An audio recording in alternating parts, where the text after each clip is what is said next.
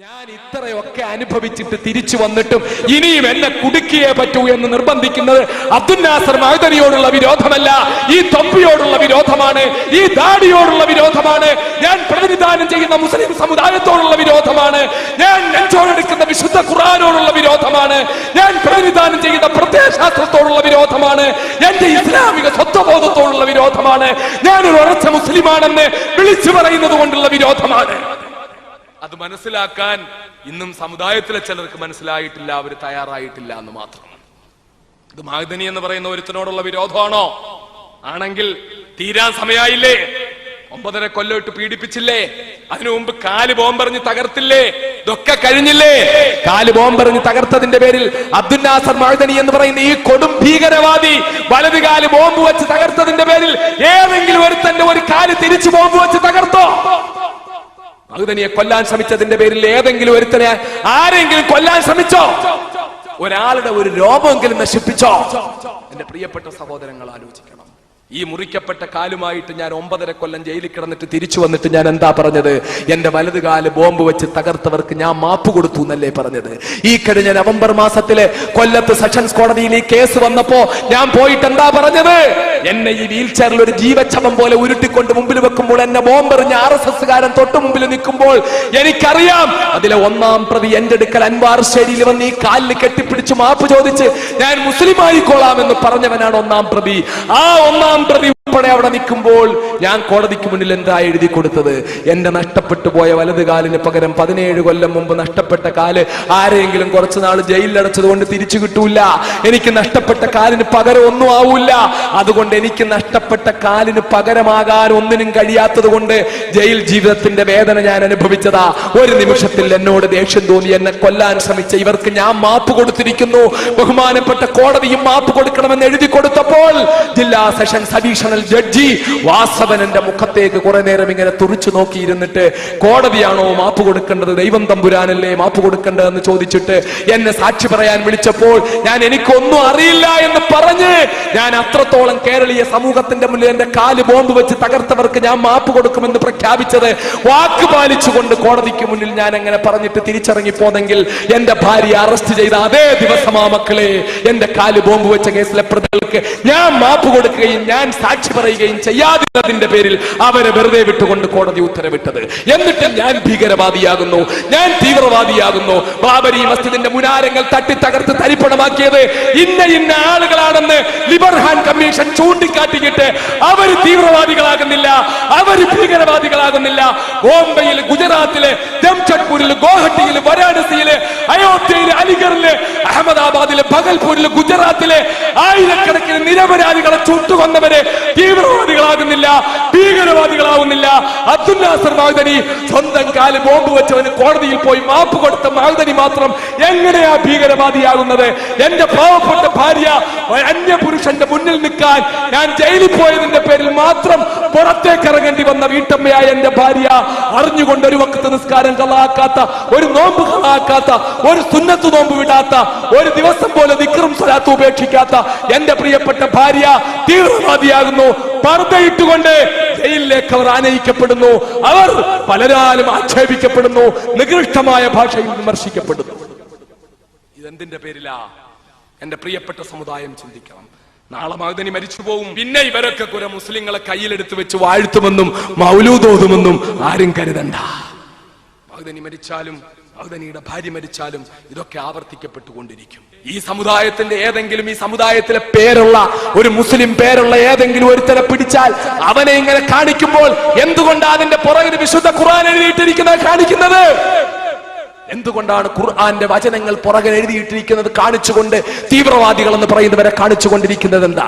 എന്തുകൊണ്ടാണ് അങ്ങ് ജാമിയ നഗറിൽ 2-3 നിരപരാധികളായ +2 പഠിച്ച ചെറുപ്പക്കാരെ പിടിച്ച് അവർ കലാപം നടത്തിയെന്നും അവർ അക്രമം നടത്തിയെന്നും പോലീസിനെ വെടിവെച്ച് കൊന്നെന്നും ഒക്കെ പറഞ്ഞ് അവർക്കെതിരെ കുറ്റമാരോപിച്ചു കൊണ്ടുവന്നപ്പോൾ അവരുടെ തലയിൽ എന്തുകൊണ്ടാ മഹാനായ മക്ക ഇമാമും മദീന ഇമാമും ഇടുന്ന ഷാള്, ഡൽഹി ഇമാം ഇടുന്ന ഷാള്, പാളയംപള്ളിയിലെ ഇമാം ഇടുന്ന ഷാള്, യാത്രാരാപത്ത് ഉപയോഗിച്ച ഷാള്, ആ ഷാള് തലയിൽ കൊണ്ട് അവരുടെ ഫോട്ടോ എന്തുകൊണ്ടാ പ്രദർശിപ്പിച്ചത്?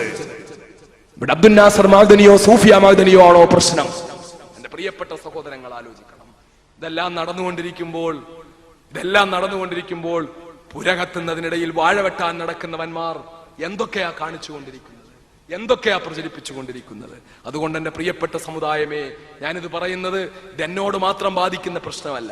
ഇത് എന്റെ സഹോദരങ്ങൾ മനസ്സിലാക്കണം. ഞാൻ അടുത്ത നിമിഷം മരിക്കാം, എന്റെ ഭാര്യ അടുത്ത നിമിഷം മരിക്കാം. പക്ഷെ മരിച്ചാൽ ഞങ്ങൾ രണ്ടുപേരും മരിച്ചത് കൊണ്ട് കേരളത്തിലെ തീവ്രവാദ പ്രവർത്തനങ്ങൾ, ഇന്ത്യയിലെ തീവ്രവാദ പ്രവർത്തനങ്ങൾ ഒക്കെ അവസാനിക്കുമെങ്കിൽ അതോടുകൂടി ഇതൊക്കെ നിൽക്കുമല്ലോ.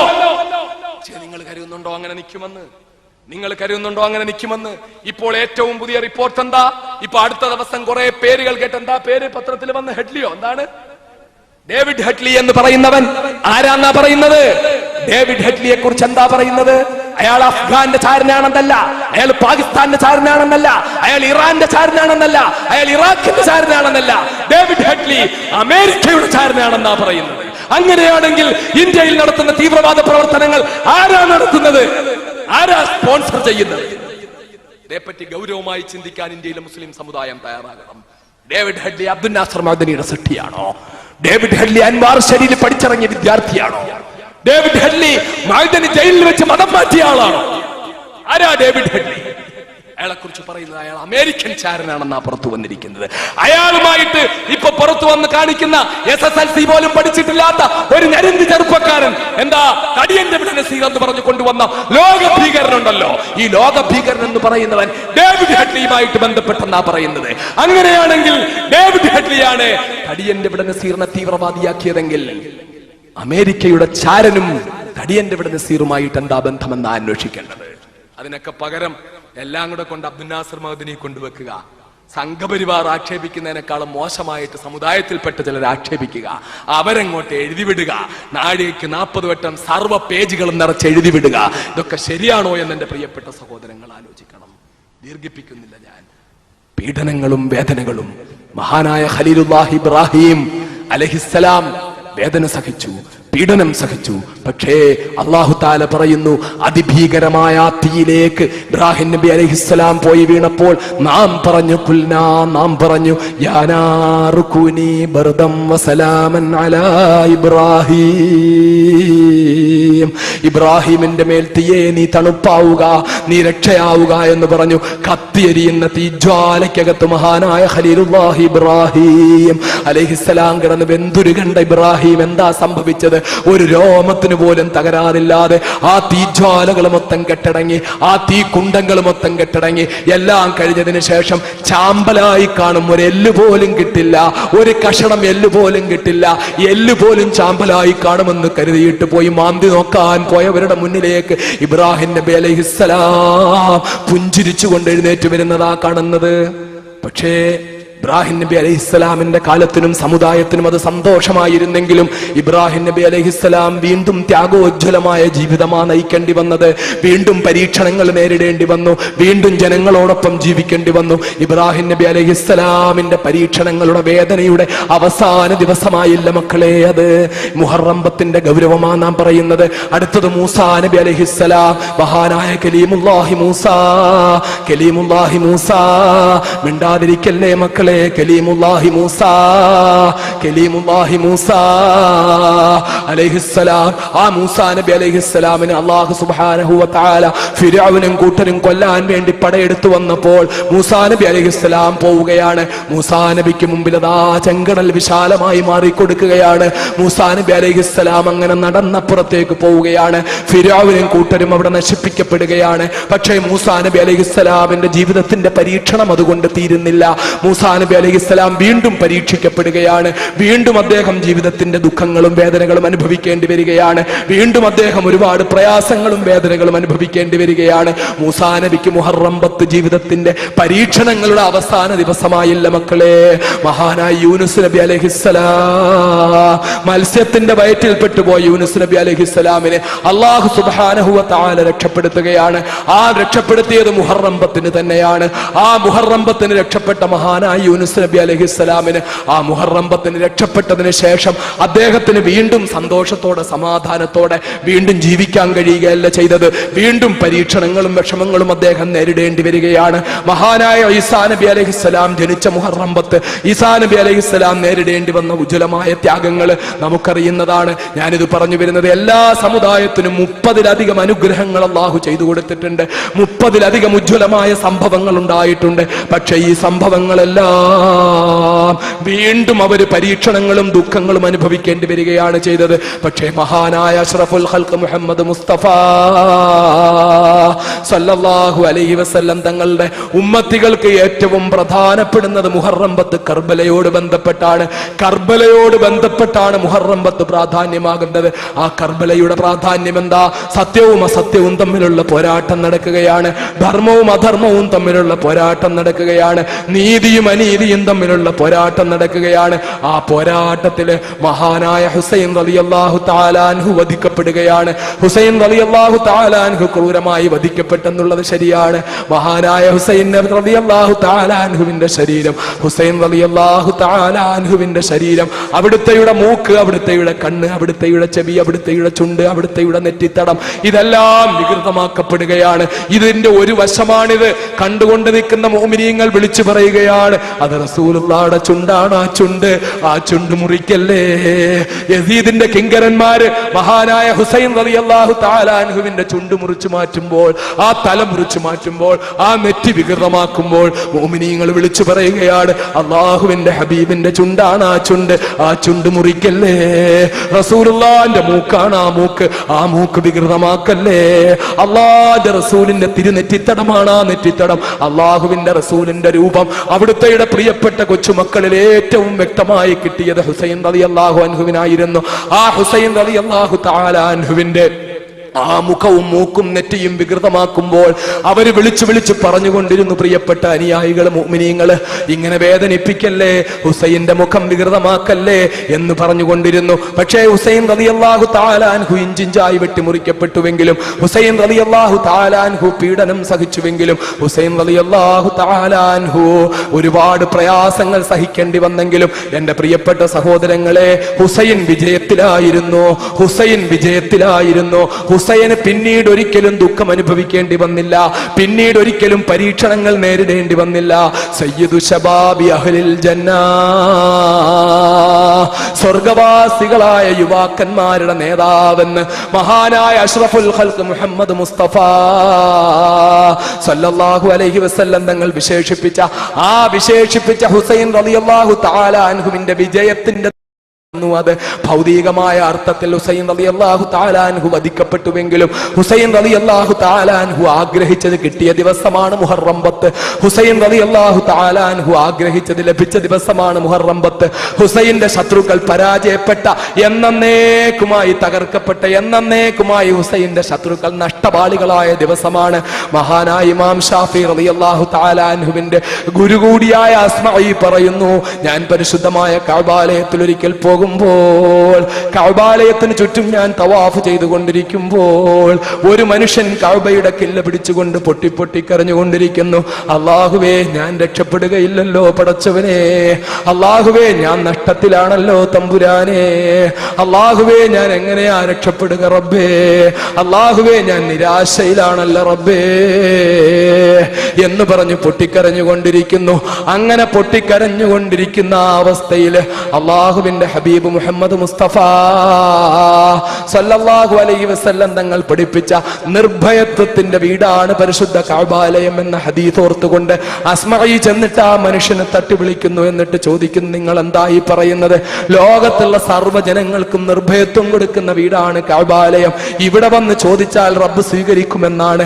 ആ കഅബാലയത്തിന്റെ മുന്നിൽ ഇരുന്നു കൊണ്ട് നിങ്ങൾ ഇത്രയും നിരാശനാകാനുള്ള കാര്യം എന്താണ്? നിങ്ങൾ ഇത്രയും അപകടകരമായ രീതിയിൽ നിങ്ങൾ നഷ്ടപ്പെട്ടു പോയി എന്ന് പറയാനുള്ള കാര്യം എന്താണ്? മഹാനായ അസ്മഈയോട് ആ മനുഷ്യൻ പറയുന്നു, സഹോദരാ, ഇവിടെ വരുന്ന സർവ്വാളുകളും വിജയിച്ചവരാണ്. ഇവിടെ വന്ന് റബ്ബിനോട് ദുആ ചെയ്താൽ അവർ വിജയിക്കുമെന്നുള്ളത് ഉറപ്പാണ്. പക്ഷെ എന്റെ കാര്യത്തിൽ എനിക്ക് ആ ഉറപ്പില്ല. കാരണം മഹാനായ റസൂലുള്ളാഹിന്റെ പേരക്കുട്ടി ഹുസൈനെ വധിച്ചു കളഞ്ഞ ധിക്കാരികളുടെ അവരുടെ കൂട്ടത്തിൽ പെട്ടവനായിരുന്നു ഞാനും. അന്ന് ഞാൻ അവരോടൊപ്പമായിരുന്നു, അന്ന് ഞാൻ അവരെ പിന്തുണച്ച ആളായിരുന്നു. ഞാൻ ആ പിന്തുണച്ചതിന് ശേഷം പിന്നീട് എപ്പോഴും എനിക്ക് മനോവേദനയാണ്. ഞാൻ അടുത്ത ദിവസം ഒരു സ്വപ്നം കാണുകയുണ്ടായി. ആ സ്വപ്നത്തിൽ ഞാൻ കാണുകയാണ് എല്ലാ ഔലിയാക്കന്മാരും അമ്പിയാക്കന്മാരും ഹുസൈൻ അനുകൂലമായി നിൽക്കുകയാണ് മഹ്ശറയില്, അള്ളാഹുവിന്റെ സാന്നിധ്യത്തില്.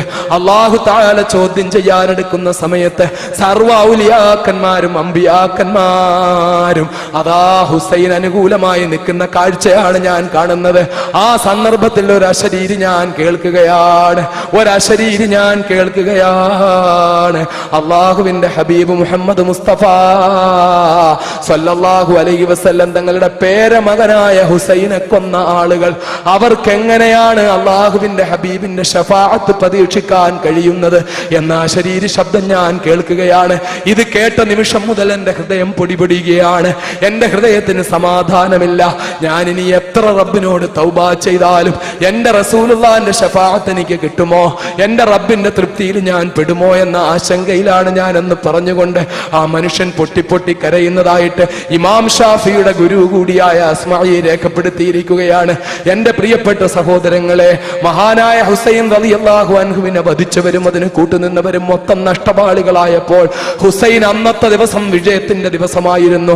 രക്തസാക്ഷിത്വം ആഗ്രഹിച്ച ആളാ ഹുസൈൻ, ഷഹാദത്തിന് വേണ്ടി പ്രാർത്ഥിച്ച ആളാ ഹുസൈൻ. ഹുസൈൻ റളിയല്ലാഹു തആല അൻഹുവിനെ ആഗ്രഹിച്ച രക്തസാക്ഷിത്വമാ അല്ലാഹു തആല കൊടുത്തത്.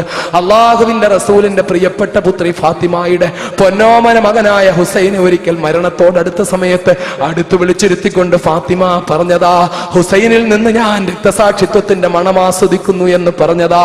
ആ ഫാത്തിമയുടെ അടുക്കലേക്ക് പെട്ടെന്ന് പോകാൻ തന്റെ വലിയുപ്പയായ അള്ളാഹുവിന്റെ ഹബീബ് മുഹമ്മദ് മുസ്തഫ സല്ലല്ലാഹു അലൈഹി വസല്ലം തങ്ങളുടെ അടുക്കലേക്ക് പെട്ടെന്ന് പോകാൻ, തന്റെ വലിയുമ്മയായ ഖദീജ റളിയല്ലാഹു തആല അൻഹയുടെ അടുക്കലേക്ക് പെട്ടെന്ന് പോകാൻ, തന്റെ ഉമ്മയായ ഫാത്തിമത്തു സഹ്റാന്റെ അടുക്കലേക്ക് പെട്ടെന്ന് പോകാൻ, തന്റെ ഉപ്പയായ അലിയുൻ കറമല്ലാഹു വജ്ഹുവിന്റെ അടുക്കലേക്ക് പെട്ടെന്ന് പോകാൻ, രക്തസാക്ഷിത്വത്തിന്റെ ഭാഗ്യം കിട്ടാൻ, ഇനി ഒരിക്കലും വെള്ളം ചോദിക്കേണ്ടി വരാത്ത, ഇനി ഒരിക്കലും ഭക്ഷണം കഴിക്കേണ്ടി വരാത്ത, ഇനി ഒരിക്കലും ആഗ്രഹങ്ങളൊന്നും ദുനിയാവിൽ അവശേഷിപ്പിക്കേണ്ടി വരാത്ത അല്ലാഹു തആല ഏറ്റവും ഉത്തമമായ ഭാഗ്യമായ ഷഹാദത്ത് കൊടുത്ത് മഹാനായ ഹുസൈൻ റളിയല്ലാഹു തആല അൻഹുവിനെ അനുഗ്രഹിച്ച ദിവസമാണ് മുഹറം 10. ഒരു കർബലയുടെ ദുഃഖം നമുക്കുള്ളപ്പോഴും ഹുസൈൻ ആഗ്രഹിച്ച രക്തസാക്ഷിത്വം ഹുസൈന് കിട്ടിയതാ മക്കളെ. ഹുസൈൻ ആഗ്രഹിച്ച സ്വർഗത്തിലെ സയ്യിദ് ശബാബി അഹ്ലുൽ ജന്ന, സ്വർഗത്തിലെ അഹ്ലുകാരുടെ യുവാക്കളുടെ പിതാവ്, യുവാക്കളുടെ നേതാവായ മഹാനായ ഹുസൈൻ റളിയല്ലാഹു തആല അൻഹുവിനെ അള്ളാഹുവിന്റെ റസൂൽ വിശേഷിപ്പിച്ച അവസ്ഥയിലേക്ക് എത്തിയ മുഹറം 10 ഈ മുഹറം 10 രാത്രിയിൽ നമ്മൾ ഒരുമിച്ച് കൂടുമ്പോൾ നമ്മൾ മനസ്സിലാക്കേണ്ട കാര്യം, പരീക്ഷണങ്ങൾ ഈ സമുദായത്തിന് പുതിയതല്ല. ഈ സമുദായത്തിന്റെ നേതാക്കന്മാർക്കും പ്രവാചകന്മാർക്കും ഔലിയാക്കന്മാർക്കും പരീക്ഷണങ്ങൾ നേരിടേണ്ടി വന്നതാ. ഏറ്റവും വലിയ പരീക്ഷണങ്ങൾ നേരിടേണ്ടി വന്നവരുടെ കൂട്ടത്തില് എന്റെയും നിങ്ങളുടെയും ജീവന്റെ തുടിപ്പായ അഷ്റഫുൽ ഖൽഖ് മുഹമ്മദ് മുസ്തഫ സല്ലല്ലാഹു അലൈഹി വസല്ലം തങ്ങൾ പോലും പരീക്ഷണം നേരിടേണ്ടി വന്നു. ഒന്നോർത്തു നോക്കി എന്റെ പ്രിയപ്പെട്ട സഹോദരങ്ങള്, റസൂലുള്ളാഹിയുടെ മുമ്പിൽ നമ്മൾ ഓരോരുത്തരും ആരാ? അള്ളാഹുവിന്റെ ഹബീബിന്റെ മുമ്പിൽ എനിക്കും നിങ്ങൾക്കും എന്ത് സ്ഥാനമാ ഉള്ളത്? അള്ളാഹുവിന്റെ റസൂൽ സല്ലല്ലാഹു അലൈഹി വസല്ലം തങ്ങള് ഭൂമിയിൽ ചവിട്ടി മെതിച്ച എത്രയോ കോടാനുകോടി മണൽത്തരികളുണ്ടല്ലോ. അള്ളാഹിന്റെ റസൂലിന്റെ പാദസ്പർശമേൽക്കാൻ ഭാഗ്യം കിട്ടിയ മദീനയിലെ മണൽത്തരികളിൽ നിന്ന് ഒരൊറ്റ മണൽത്തരി എടുത്തുകൊണ്ടുവന്ന് ആ മണൽത്തരി 1000 വർഷം അറബിക്കടലിൽ ഇട്ട് കഴിഞ്ഞാൽ മക്കളെ, അള്ളാഹിന്റെ റസൂലിന്റെ പാദം തൊട്ട മണൽത്തരിയാണ് വീണതെന്നതുകൊണ്ട് അറബിക്കടലിലെ ജലത്തിന് എന്തുമാത്രം മഹത്വം ഉണ്ടാകുമോ? ആ അറബിക്കടലിൽ നിന്ന് ഒരു തുള്ളി വെള്ളം ഇങ്ങോട്ട് എടുത്തുകൊണ്ടുവന്ന് ആ വെള്ളം നമ്മുടെ കയ്യിൽ വെച്ചാൽ ആ വെള്ളത്തിന് എന്തുമാത്രം മഹത്വം ഉണ്ടാകുമോ? ആ മഹത്വത്തിന്റെ കോടിയിൽ ഒരു അംശം മഹത്വം അവകാശപ്പെടാൻ അബ്ദുൽ നാസർ മഅദനിക്ക് യോഗ്യതയുണ്ടോ? എന്റെ മുന്നിലിരിക്കുന്ന പ്രിയപ്പെട്ട സഹോദരങ്ങൾക്ക് യോഗ്യതയുണ്ടോ? ഈ നൂറ്റാണ്ടിൽ ജീവിച്ചിരിക്കുന്ന ഏതെങ്കിലും ഭാരതീയനും കേരളീയനും യോഗ്യതയുണ്ടോ? ആ യോഗ്യതയില്ലാത്ത അള്ളാഹുവിന്റെ ഹബീബിന്റെ കാൽച്ചുവട്ടിൽ ചവിട്ടിയരയ്ക്കപ്പെട്ട മണൽത്തരികളിൽ നിന്നൊരു മണൽത്തരി കോടാനുകോടി വർഷം വെള്ളത്തിലിട്ട് വെച്ചാൽ ആ കടലിലെ ജലത്തിനുണ്ടാകുന്ന മഹത്വത്തിന്റെ 1 കോടിയിലൊരു അംശം പോലും മഹത്വം അവകാശപ്പെടാനില്ലാത്ത ഞാനും നിങ്ങളും ബുദ്ധിമുട്ടുകളും പ്രയാസങ്ങളും അനുഭവിക്കുമ്പോൾ എന്നെയും നിങ്ങളെയും പിടിച്ചു നിർത്തേണ്ടത് എന്താ? ഖുൽ യുസീബനാ ഇല്ലാ മാ കതബല്ലാഹു ലനാ ഹുവ മൗലാനാ വഅലല്ലാഹി ഫല്യതവക്കലിൽ മുഅ്മിനൂൻ. അല്ലാഹ് പ്രവാചകനോട് പറഞ്ഞ വാക്കാണ് മക്കളെ. നബിയെ അങ്ങ് പറയുക, ലൻ യുസീബനാ, തീർച്ചയായും നമുക്ക് ബാധിക്കുകയില്ല, ഇല്ലാ മാ കതബല്ലാഹു ലനാ, അല്ലാഹു നമുക്കെന്ത് വിധിച്ചിട്ടുണ്ടോ അതല്ലാത്ത മറ്റൊന്നും നമുക്ക് വരില്ല. ഹുവ മൗലാനാ, അവനാണ് നമ്മുടെ യജമാനൻ, വേറെ ആരും നമുക്ക് യജമാനനായിട്ടില്ല.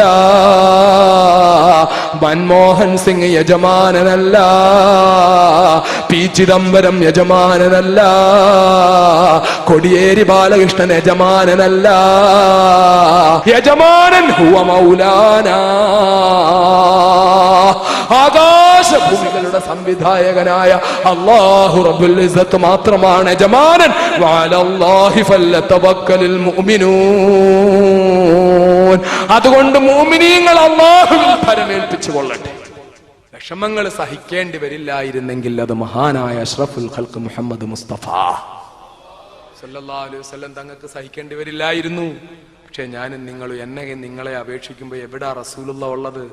എവിടാ റസൂലുള്ള ഉള്ളത്? കുന്തു കൻസം മഖ്ഫിയ ഫഅഹ്ബബ്തു അൻ ഉറഫ ഫഖലഖ്തുൽ ഖൽഖ.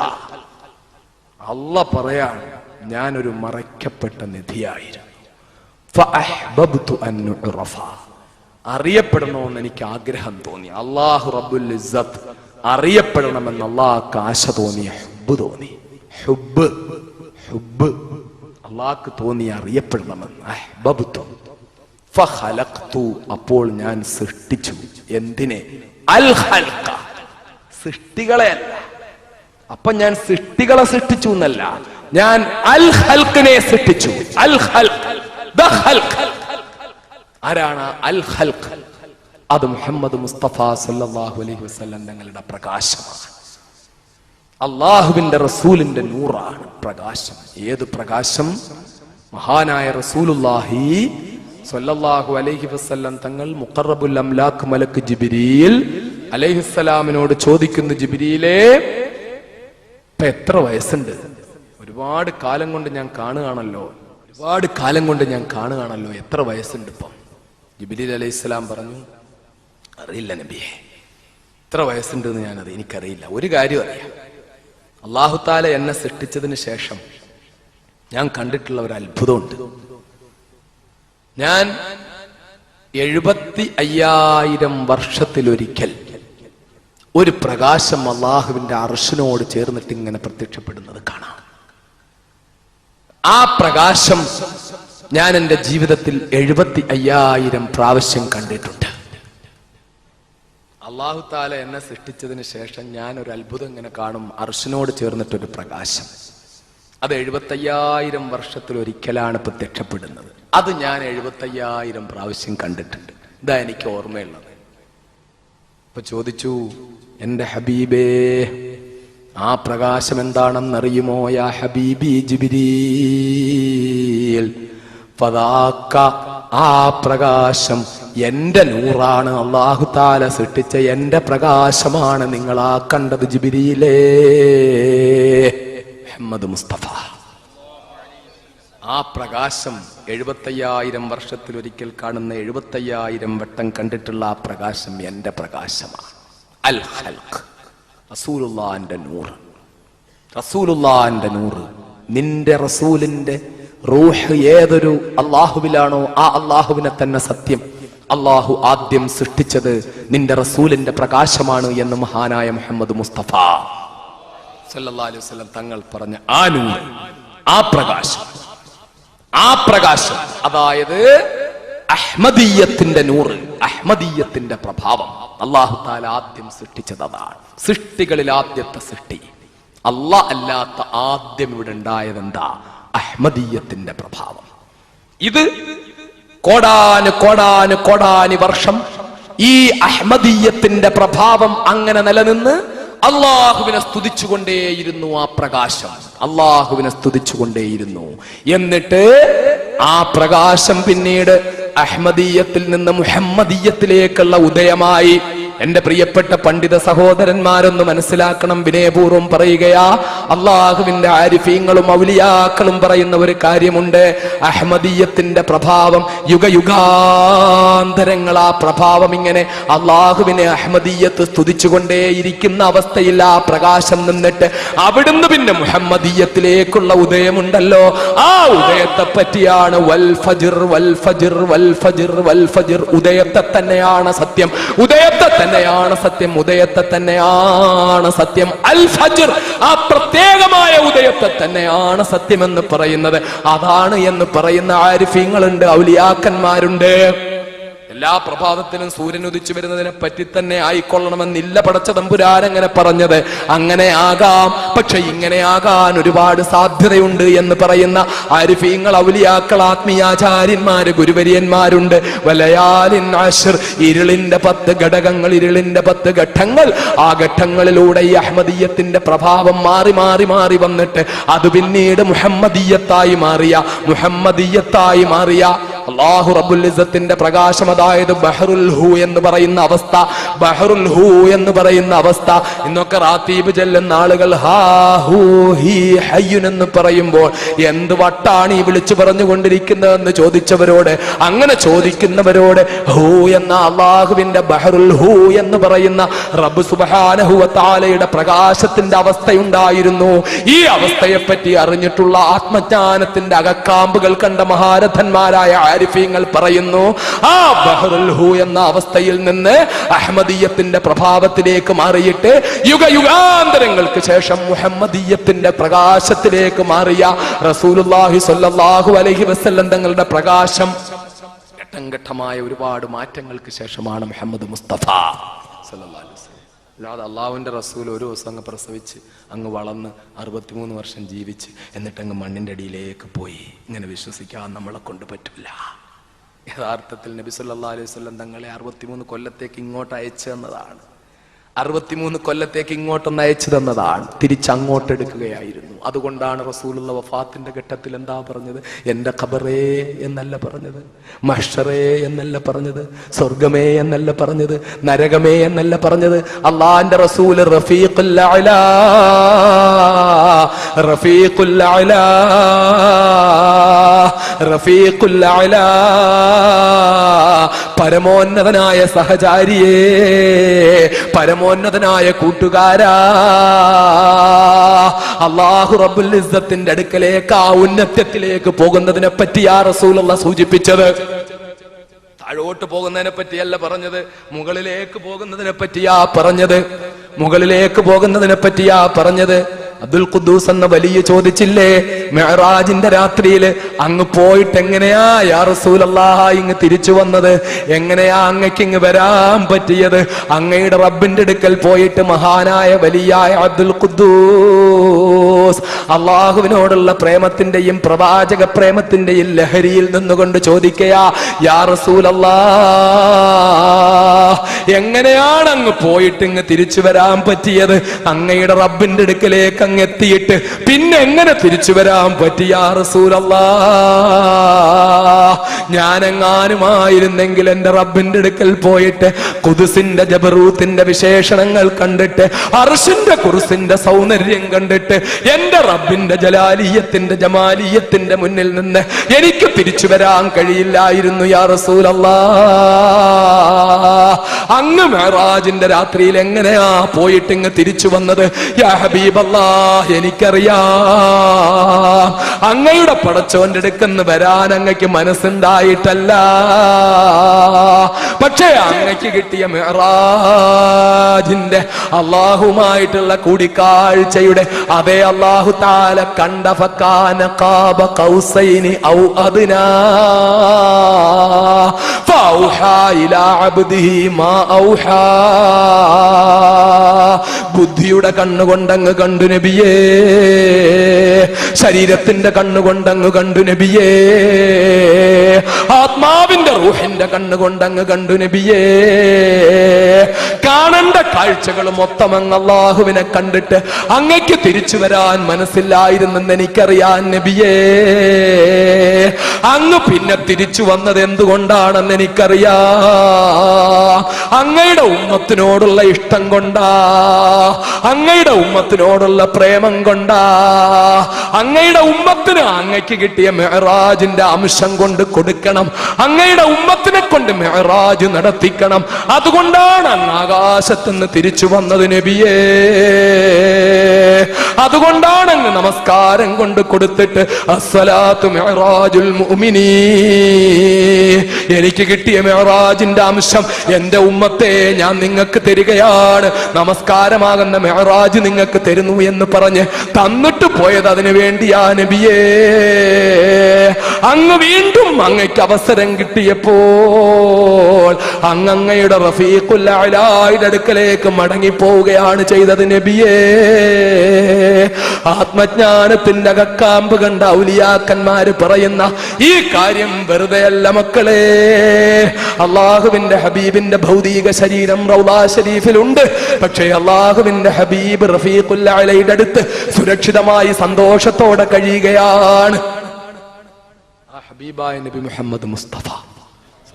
അള്ളാഹു ഇങ്ങനെ വേറെ എന്തിനെങ്കിലും സൃഷ്ടിച്ചിട്ടുണ്ടോ?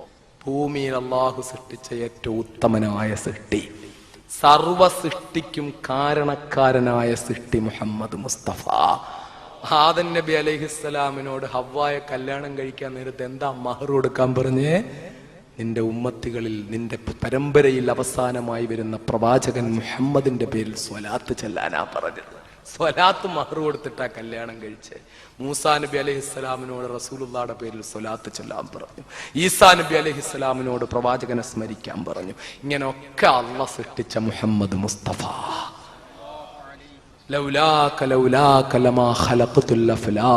അങ്ങ് സൃഷ്ടിക്കപ്പെട്ടില്ലായിരുന്നെങ്കിൽ അനന്ത വിശാലമായ വിഹായസും അതിലുള്ള ഗോളങ്ങളും ഒന്നും സൃഷ്ടിക്കപ്പെടുകയില്ലായിരുന്നു എന്ന് പറഞ്ഞ മുഹമ്മദ് മുസ്തഫ.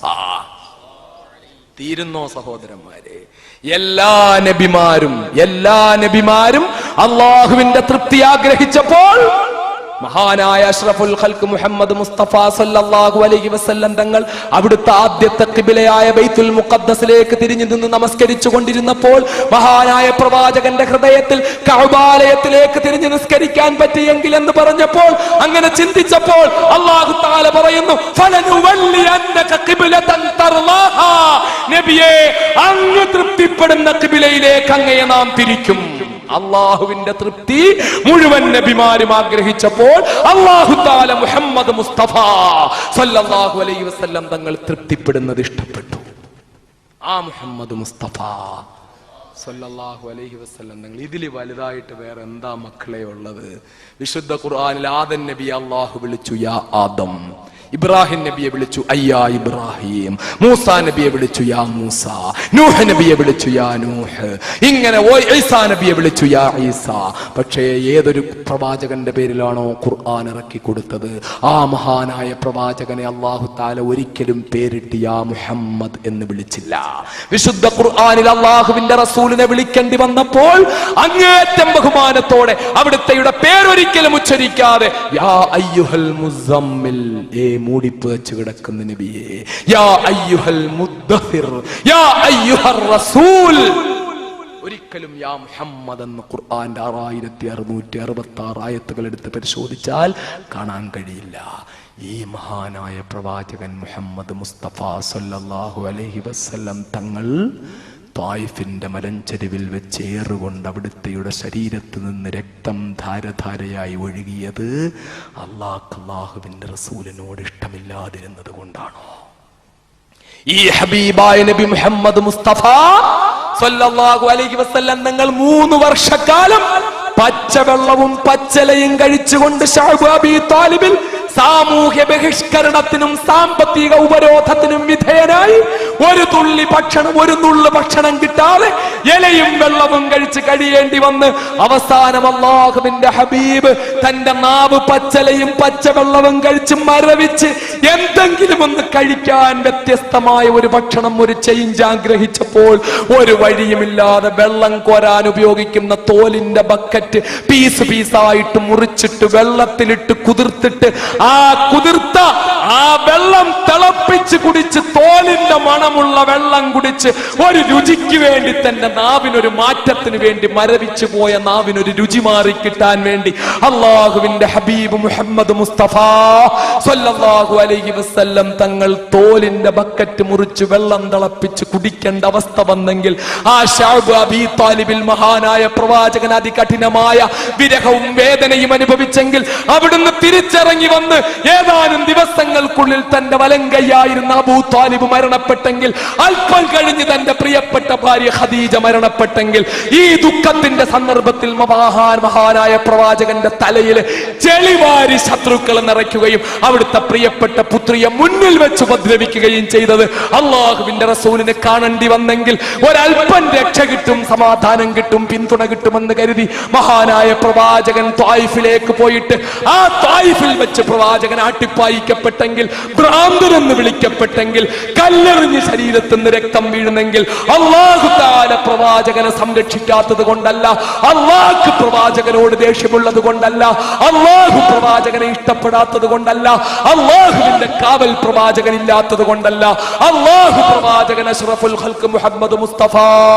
സ്വല്ലല്ലാഹു അലൈഹി വസല്ലം തങ്ങളെ ഏറ്റവും ഇഷ്ടപ്പെട്ട വ്യക്തിയാണ് പ്രവാചകൻ. അല്ലാഹുവിന്റെ സൃഷ്ടികളിൽ ഏറ്റവും ഉത്തമ സൃഷ്ടിയാണ് പ്രവാചകൻ.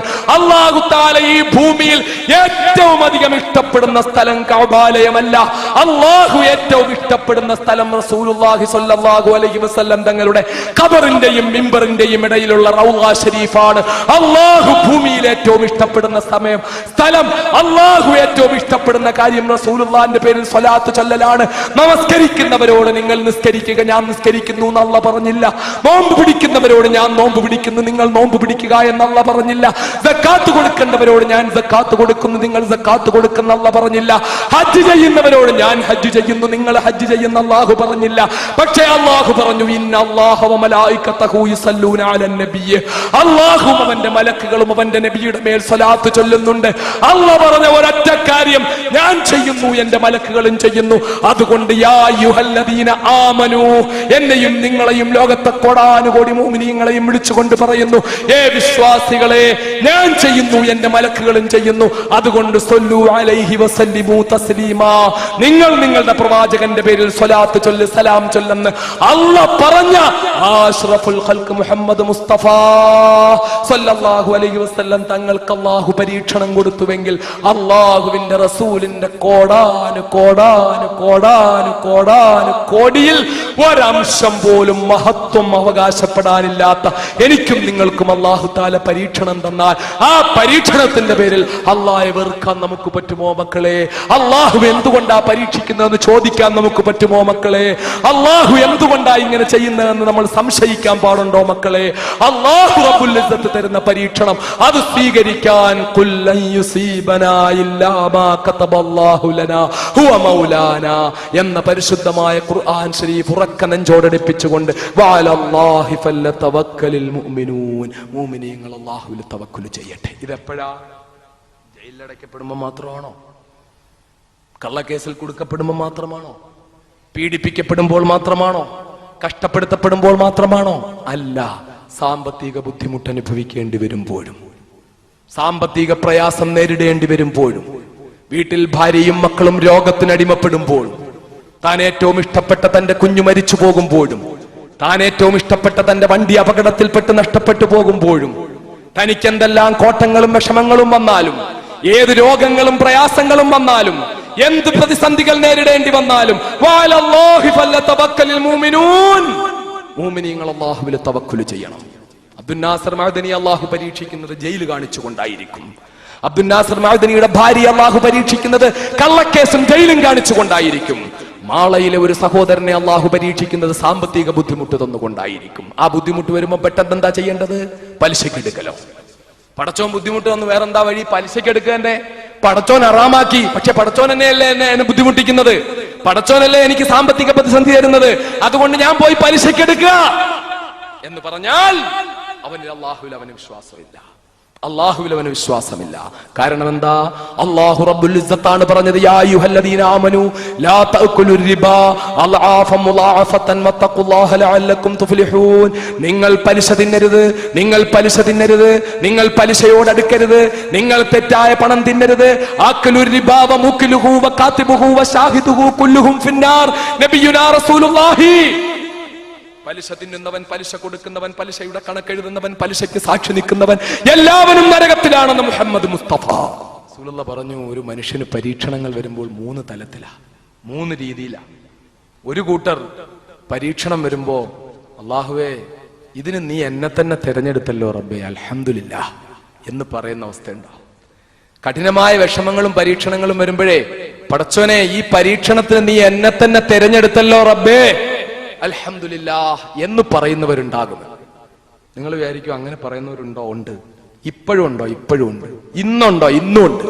ഞാൻ അനുഭവസ്ഥനാണ്. ഞാൻ അങ്ങനല്ല, എനിക്ക് അത്രയൊന്നും ആകാൻ കഴിഞ്ഞിട്ടില്ല. ഉള്ള കാര്യം പറയാം, അത്രയൊന്നും ആകാൻ എന്നെ കൊണ്ട് കഴിഞ്ഞിട്ടില്ല, അത്രയൊന്നും പടച്ചൊന്നും ഉയർത്തിയിട്ടില്ല.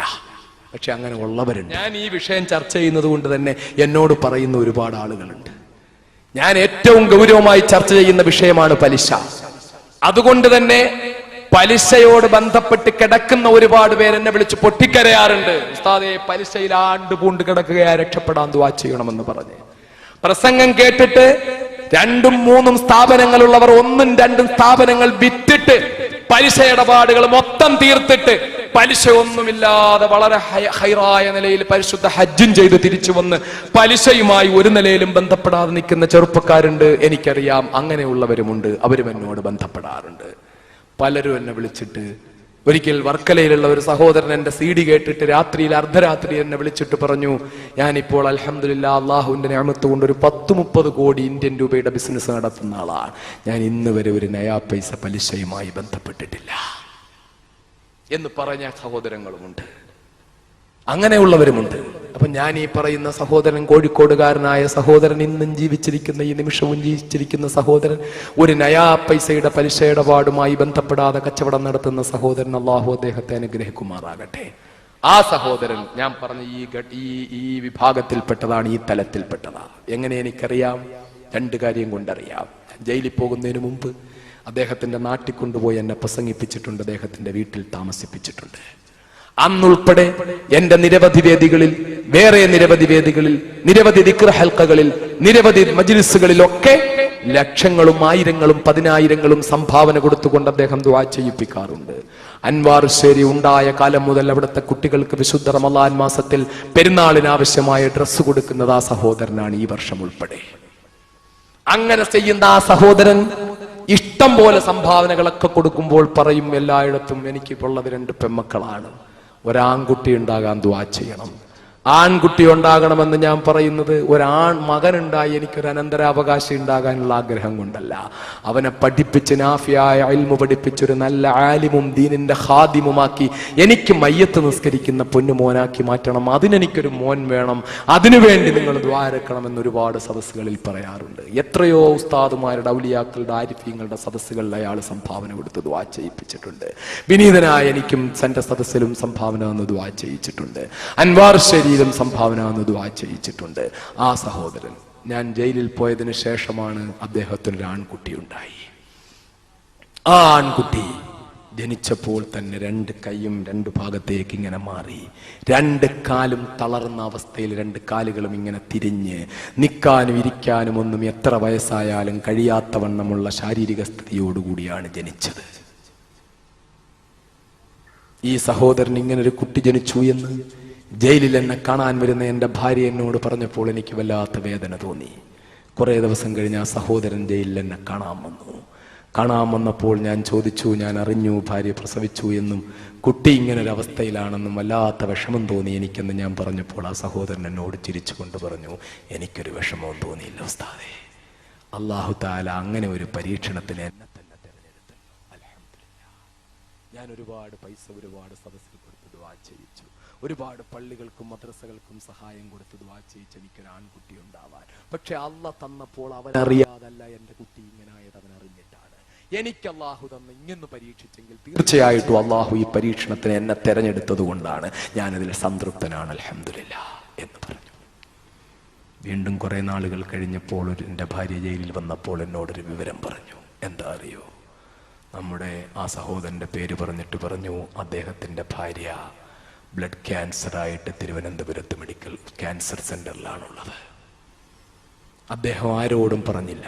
ഭാര്യ ബ്ലഡ് ക്യാൻസറായിട്ട് 30 വയസ്സോ 31 വയസ്സോ ഉള്ളപ്പോൾ പരിശുദ്ധ ഹജ്ജ് കർമ്മം ചെയ്യാൻ ഭാഗ്യം കിട്ടിയ ആ സഹോദരി, കോടിക്കണക്കിന് രൂപയുടെ സ്വത്തുള്ള ആ സഹോദരൻ്റെ ഭാര്യ ബ്ലഡ് ക്യാൻസറായിട്ട് തിരുവനന്തപുരത്ത് ആശുപത്രിയിലായിട്ട് സാധാരണ ചെറിയ വിവരങ്ങൾക്ക് വരെ എൻ്റെ വീട്ടിൽ ഫോൺ ചെയ്തു പറയുന്ന സഹോദരൻ ഒരിക്കലും എൻ്റെ ഭാര്യയെ വിളിച്ച് പറഞ്ഞില്ല.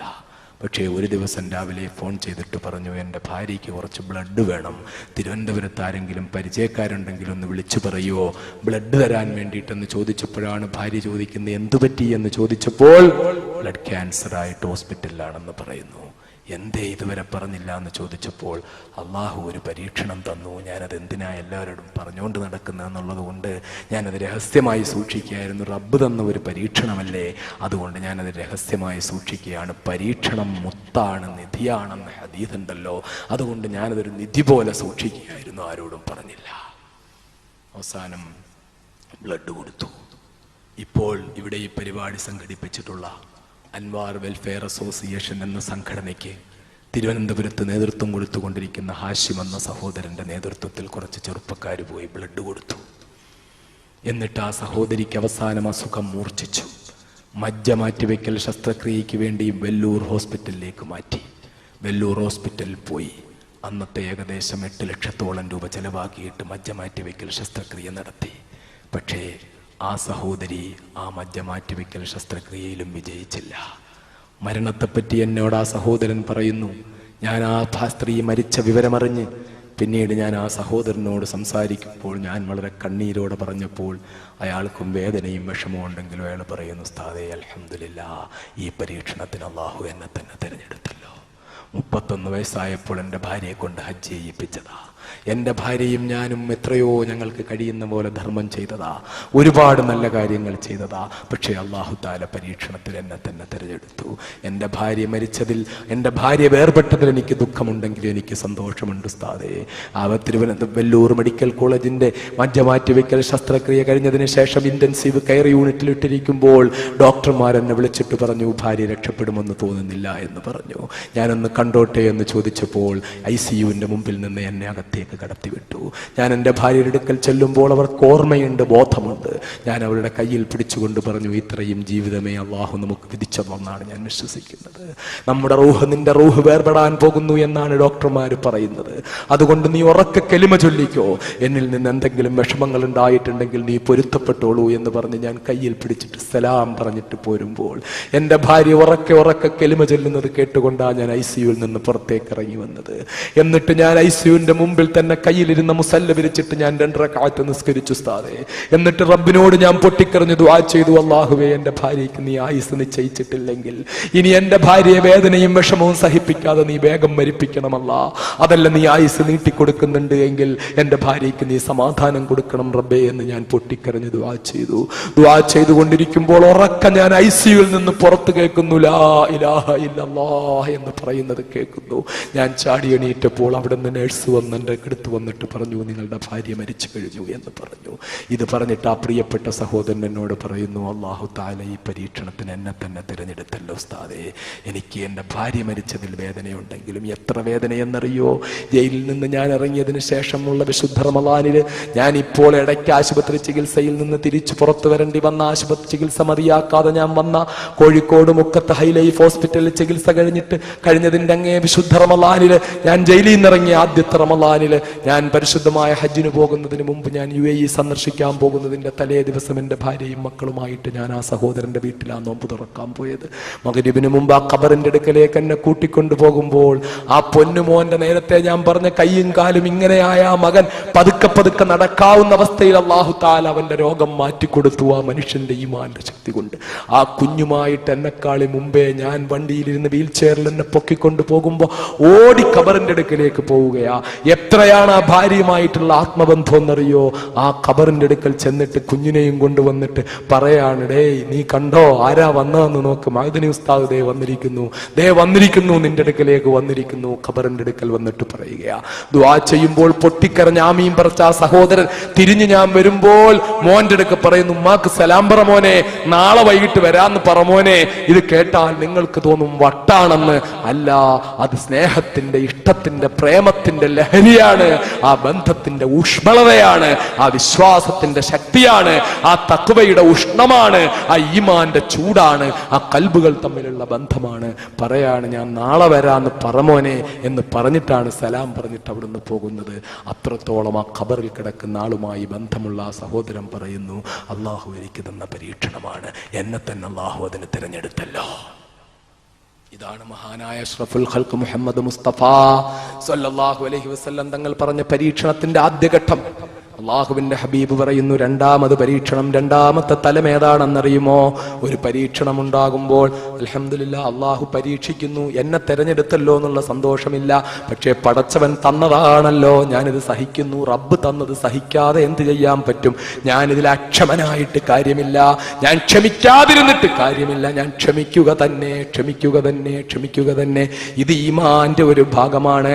ഇങ്ങനെ ആദ്യത്തെ പരീക്ഷണങ്ങൾ ഞാൻ നേരത്തെ പറഞ്ഞ പോലെ അള്ളാഹു എന്നെ പരീക്ഷണത്തിന് തെരഞ്ഞെടുത്തല്ലോ അൽഹംദുലില്ലാഹ് എന്ന് കരുതുന്നവന് നാളെ പരലോകത്ത് അല്ലാഹു തആല പരീക്ഷണം കാരണം പദവികൾ വർദ്ധിപ്പിച്ചു കൊടുക്കുമെന്ന് മുഹമ്മദ് മുസ്തഫ. രണ്ടാമത്തെ പരീക്ഷണക്കാരനുണ്ടല്ലോ, അള്ളാഹ് തന്നു, ഞാൻ ക്ഷമിക്കുകയാണ്, വേറൊരു വഴിയില്ലല്ലോ, റബ്ബ് തന്നതല്ലേ, അതുകൊണ്ട് ഞാൻ ക്ഷമിക്കുന്നു, റബ്ബിനെ ഞാൻ കുറ്റം പറയുന്നില്ല. ഇങ്ങനെ പരീക്ഷണത്തെ കാണുന്നവൻ ആ പരീക്ഷണത്തെ അല്ലാഹു തആല പാപങ്ങൾ പുറത്തു കൊടുക്കുന്നതിന് കാരണമാക്കുമെന്ന് മുഹമ്മദ് മുസ്തഫ. പരീക്ഷണത്തിന്റെ മൂന്നാമത്തെ ഘട്ടമുണ്ട് മക്കളെ, അതിൽ പെട്ടുപോകല്ല മക്കളെ. അത് പറയാനാണ് ഞാനിത് പറയുന്നത്. എന്താണത്? എന്തെങ്കിലും ഒരു പരീക്ഷണം വന്നാൽ എന്തിനാ എന്റെ പടച്ചോൻ എന്നെ ഇങ്ങനെ പരീക്ഷിക്കുന്നത്? ഞാൻ നിസ്കരിക്കുന്നവനല്ലേ, ഞാൻ നോമ്പ് നോക്കുന്നവനല്ലേ, ഞാൻ പള്ളിക്ക് പണം കൊടുക്കുന്നവനല്ലേ, ഞാൻ മദ്രസയ്ക്ക് പണം കൊടുക്കുന്നവനല്ലേ, ഞാൻ ഒരുപാട് നല്ല കാര്യങ്ങൾ ചെയ്യുന്നവനല്ലേ, എന്തിനാ എന്റെ റബ്ബ് ഇങ്ങനെ എന്നെ പരീക്ഷിക്കുന്നത് എന്ന് ഓർത്ത് പരീക്ഷണത്തിൽ അസ്വസ്ഥനാവുകയും അതിൽ ക്ഷമയില്ലാതെ മറ്റുള്ളവരോട് പറഞ്ഞുകൊണ്ട് നടക്കുകയും ചെയ്യുന്നവൻ, എന്റെ കാര്യം ആകെ പ്രശ്നത്തിലാണടോ, എനിക്ക് പണമില്ല, വീട്ടിൽ പട്ടിണിയാണടോ, എന്റെ കച്ചവടം നഷ്ടമാണടോ എന്നൊക്കെ മറ്റുള്ളവരോട് പറഞ്ഞുകൊണ്ട് നടക്കുന്നവൻ, ഇവന് ആ പരീക്ഷണം അദാബാണ്. ദുനിയാവിലും അവന് നഷ്ടമാണ്, ആഖിറത്തിൽ അവൻ അല്ലാഹുവിന്റെ അദാബിന് കാരണമാകുന്നതാണ്. മുഹമ്മദ് മുസ്തഫ ഈ മൂന്നാമത്തെ കൂട്ടരിൽ പെട്ടുപോകാതെ ശ്രദ്ധിക്കണം. അള്ളാഹു കാത്തുരക്ഷിക്കുമാറാകട്ടെ. അതുകൊണ്ട് എന്ത് വിഷമം വന്നാലും പലിശക്കെടുക്കുന്ന അവസ്ഥ പാടില്ല. എന്ത് പ്രയാസം വന്നാലും ഹറാമായ സ്വത്ത് തിന്നാൻ പാടില്ല.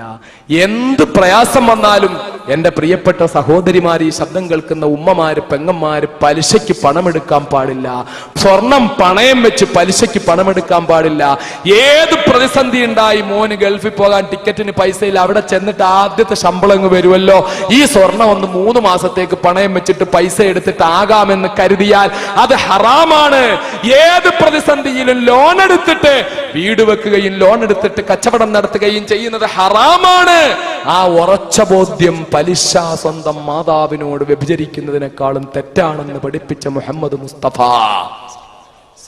ഏത് പ്രതിസന്ധി വരുന്നു, സ്വർണം വിറ്റോ, പിന്നെയും വാങ്ങാലോ, പടച്ചോൻ പൈസ തന്നാൽ, പടച്ചവനാ തരുന്നതെന്ന് ബോധ്യമുള്ളതെങ്കിൽ സ്വർണം വിറ്റോ, വിറ്റിട്ട് കൊണ്ടുപോയി ടിക്കറ്റ് എടുക്ക്, വിറ്റിട്ട് കൊണ്ടുപോയി കച്ചവടം നടത്ത്. പക്ഷേ അത് പണയം വെച്ച് പലിശ കൊടുത്തുകൊണ്ടുള്ള അവസ്ഥയിലായാൽ ഹറാമാണ് ചെയ്യുന്നത്, ആഖിറം നഷ്ടമാണ്. ദുനിയാവിലും അള്ളാഹുവിന്റെ റഹ്മത്ത് ഉണ്ടാവില്ല, ബർക്കത്ത് ഉണ്ടാവില്ല, നിഅമത്ത് ഉണ്ടാവില്ല. ആദ്യം ചിലപ്പം കുറച്ചിങ്ങനെ പൊന്തി വന്നിരിക്കും. ഏതുപോലെയാണ് ഉൽക്ക താഴേക്ക് വീഴുമ്പോൾ കുറെ നേരം അത് പ്രകാശിച്ചു കൊണ്ടിരിക്കും. പക്ഷെ എല്ലാവരും ചിലപ്പോൾ കരുതും ഇത് എപ്പോഴും പ്രകാശിച്ചു കൊണ്ടിരിക്കുമെന്ന് കരുതും. കുറെ കഴിയുമ്പോൾ ആ താഴെ വീഴുന്നതിന്റെ പ്രകാശം അങ്ങ് നഷ്ടപ്പെട്ടു പോകും. കാരണം അത് വന്ന കേന്ദ്ര ബിന്ദുവിൽ നിന്ന് വിട്ടിട്ടാണ് താഴെ വന്ന് വീഴുന്നത്. ഇതുപോലെ അള്ളാഹു റബ്ബുൽ ഇസ്സത്തിന് ഇഷ്ടപ്പെടാത്ത കാര്യങ്ങൾ ചെയ്യുമ്പോൾ ചിലപ്പോൾ അള്ളാഹു കുറച്ച് നിഅമത്ത് തന്നിരിക്കും. അങ്ങനെ പലിശയ്ക്കൊക്കെ നടക്കുന്ന ഒരുപാട് ആളുകൾ കോടികൾ ഉണ്ടാക്കിയിട്ടുണ്ട്. പക്ഷേ അള്ളാഹു തആല ഒരു പിടിപിടിക്കുമ്പോൾ പിടിയിൽ അവന് ദുനിയാവും ആഖിറവും നഷ്ടപ്പെട്ടു പോകും. നിന്റെ ഹൃദയത്തിനുണ്ടാകുന്ന ആ താൽക്കാലികമായ നൈമഷികമായ സന്തോഷം, നിന്റെ കണ്ണിനുണ്ടാകുന്ന താൽക്കാലികമായ കുളിർമ, ഇതെല്ലാം നിനക്ക് നഷ്ടപ്പെട്ടു പോകും. ഇതുവഴി നിനക്കുണ്ടാകുന്ന നഷ്ടമെന്താ? നീ പാൻപരാഗ് കഴിക്കുന്നത് കൊണ്ട് നിനക്കുണ്ടാകുന്ന നഷ്ടമെന്താ? നീ മദ്യപിക്കുന്നത് കൊണ്ട് നിനക്കുണ്ടാകുന്ന നഷ്ടമെന്താ? നീ കള്ളു കുടിക്കുന്നത് കൊണ്ട് നിനക്കുണ്ടാകുന്ന നഷ്ടമെന്താ? നീ ലഹരി ഉപയോഗിക്കുന്നത് കൊണ്ട് നിനക്കുണ്ടാകുന്ന നഷ്ടമെന്താ? നീ അല്ലാഹുവിന്റെ ഹബീബ് മുഹമ്മദ് മുസ്തഫ സല്ലല്ലാഹു അലൈഹി വസല്ലം തങ്ങളുടെയും അള്ളാഹുവിന്റെയും വെറുപ്പ് നേടുകയാണ്. എന്റെ പ്രിയപ്പെട്ട സഹോദരിമാർ, ഗൾഫിൽ നിൽക്കുന്ന നിരവധി ഭർത്താക്കന്മാരുടെ ഭാര്യമാർ, മാളയിൽ അങ്ങനെ ഉണ്ടെന്ന് ഞാൻ പറയുന്നില്ല, പക്ഷേ പല സ്ഥലത്തും നിരവധി സഹോദരിമാർ മൊബൈൽ ഫോണുകളിലൂടെ കാമുകന്മാരെ സൃഷ്ടിച്ചുകൊണ്ട് ഗൾഫിൽ നിന്ന് കഷ്ടപ്പെട്ട് ശരീരത്തിലെ രക്തത്തുള്ളികൾ വിയർപ്പ് തുള്ളികളാക്കി അധ്വാനിച്ച് വേദനയോടെ കണ്ണീരോടെ ഈ വിശുദ്ധ റമളാൻ മാസത്തിൽ പോലും ഗൾഫിൽ നിന്ന് എനിക്ക് വന്ന ഒരു കത്തുണ്ട്. ആ കത്ത് എന്റെ കയ്യിൽ കിട്ടുന്നതിന് മുമ്പ് എന്റെ ഭാര്യയാണ് വായിച്ചത്. വിശുദ്ധ റമളാനിൽ ഞാൻ അൻവാർ ശരിയിൽ 10-15 ദിവസം കഴിച്ചു കൂട്ടിയിട്ട് ഞാൻ എറണാകുളത്തെ വീട്ടിൽ വന്നപ്പോൾ ആദ്യം ആ കത്തെടുത്താണ് എന്റെ കയ്യിൽ തരുന്നത് ഭാര്യ. ഗൾഫിൽ നിന്ന് സഹോദരൻ അയച്ച കത്താണ്. ഉസ്താദേ, ഞങ്ങൾ ഇവിടെ നിന്ന് വലിയ പെരുന്നാളും ചെറിയ പെരുന്നാളും വരുന്നു. ഞങ്ങൾ പലപ്പോഴും പെരുന്നാളിന് പുതിയ ഡ്രസ്സ് എടുക്കാറില്ല, പക്ഷേ ഭാര്യമാർക്ക് ഡ്രസ്സ് എടുക്കാൻ ഞങ്ങൾ പൈസ അയച്ചു കൊടുക്കാറുണ്ട്. ഞങ്ങൾ പൈസ കൊടുക്കാൻ വേണ്ടി ടാക്സി പിടിച്ച് ബാങ്കിൽ പോകാൻ പൈസ തികയാത്തത് കൊണ്ട് കൊടുംചൂടിൽ നോമ്പ് പിടിച്ചുകൊണ്ട് റോഡരികിലൂടെ നടന്നാണ് ഞങ്ങൾ ബാങ്കിൽ പോയിട്ട് പൈസ ഇട്ട് കൊടുക്കുന്നത്. പക്ഷെ ആ ഡ്രാഫ്റ്റ് മാറാൻ ഞങ്ങളുടെ ഭാര്യമാർ കാറിലും ഓട്ടോറിക്ഷയിലുമാണ് പോകുന്നത്. അവർ പോയിട്ട് അങ്ങനെ ഡ്രാഫ്റ്റ് മാറി കിട്ടുന്ന ആ പൈസ കൊണ്ട് അവർ ഫോൺ വാങ്ങി ആ ഫോണിൽ റീചാർജ് ചെയ്ത് ആ ഫോണിലൂടെ അവർ കാമുകന്മാരെ സൃഷ്ടിക്കുന്നു.